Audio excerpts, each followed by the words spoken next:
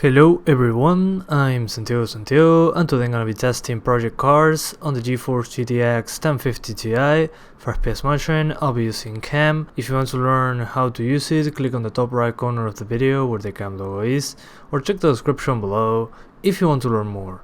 So project cards, I'll do 1080p, 900p and 1440p. I'll be doing those three resolutions at the same time. So as you can see now at the beginning of the video, I'm showing the graphic settings for each resolution. I'm using different settings for each of them. I just choose the best options for each resolution. So I'm targeting 60 frames per second. Things to keep in mind, I didn't test 720p since this game can be very CPU intensive depending on the number of opponents that you have on screen. In this case I have 14 opponents competing with me, so the point here is that you won't get a higher frame rate than 900p. Some of the settings that I lowered just make your GPU usage drop no matter what, not even the resolution. So for example, reflections and shadows, I cannot keep them on ultra and I cannot maintain 60 frames per second even at 720p. Also track detail, I suggest keeping that on low or medium. If I keep that on ultra, the GPU usage will be like below 80% on 1080p and I won't be able to hit 60 frames per second. So track detail, keep it on low or medium no matter the resolution if you have an i3 6100. But if you have a better CPU like an i5 or i7 of the same generation or Haswell, you have a much better experience than me here. You can use higher settings and get better frame rates overall with the settings that I told you not to use. So yeah, if you have a better CPU, don't worry, you'll be